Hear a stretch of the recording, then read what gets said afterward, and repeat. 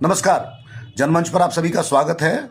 आज हम बिहार विधानसभा चुनाव के उस विवाद की बात कर रहे हैं जहां एक पूरा क्षेत्र, मिथिला क्षेत्र और उसका ओपिनियन बट गया है, और वो है मैथिली ठाकुर का अलीनगर दरभंगा विधानसभा चुनाव में भाजपा का प्रत्याशी होना।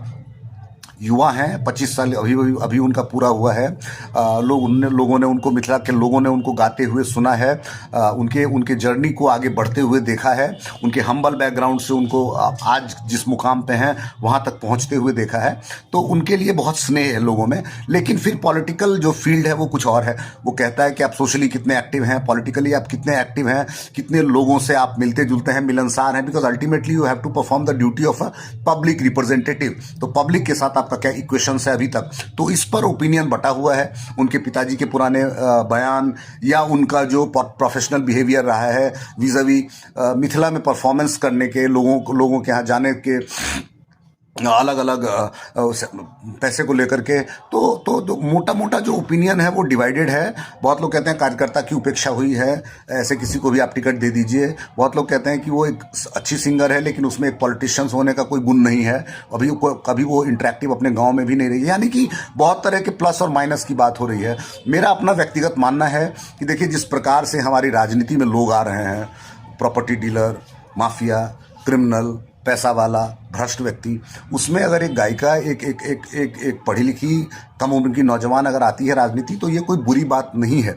लेकिन हमको सीरियसली ये देखना पड़ेगा कि आज तक भारतीय राजनीति में जो सेलिब्रिटीज जिनको की जनता ने बहुत बड़े बहुमत से जिताया है, उनका परफॉर्मेंस विज़ावी अपने कॉन्स्टिट्यूएंसी में क्या रहा है, उन्होंने अपने विधानसभा या लोकसभा क्षेत्र में उनका परफॉर्मेंस कैसा रहा है। तो ये यार्ड स्टिक है, ये डिसीजन अलीनगर के लोगों को लेना है, ये कंसर्न उनका होना चाहिए। क्योंकि जो रिकॉर्ड है, ट्रैक रिकॉर्ड है, वो बहुत बुरा है। अमिताभ बच्चन इलाहाबाद को छोड़ दिया उन्होंने, होशियारपुर से विनोद खन्ना थे, बहुत कुछ नहीं कर पाए। एक सुनील दत्त अपवाद हैं जो कि पॉलिटिकली सोशली बहुत एक्टिव रहे।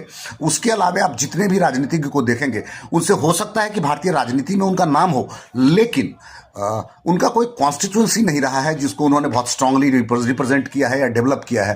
तो डेवलपमेंट के पॉइंट ऑफ व्यू से अलीनगर को क्या मिलेगा क्या नहीं मिलेगा, ये वहाँ के लोगों को डिसाइड करना चाहिए, looking at the track record of celebrities. क्योंकि सेलिब्रिटीज़ ऑलवेज प्रेफर कि उनको ज़्यादा पैसे मिलते हैं अपने परफॉर्मेंस से, तो वो परफॉर्मेंस करेंगे, वो बाहर ज़्यादा इंगेज रहेंगे, अपने काम में इंगेज रहेंगे, और पब्लिक रिप्रेजेंटेशन वो कम करेंगे। ये तो स्पष्ट बात है। तो ये फैसला अलीनगर के लोगों का होना चाहिए। लोग क्या कहते हैं इससे बहुत ज़्यादा फर्क नहीं पड़ता है।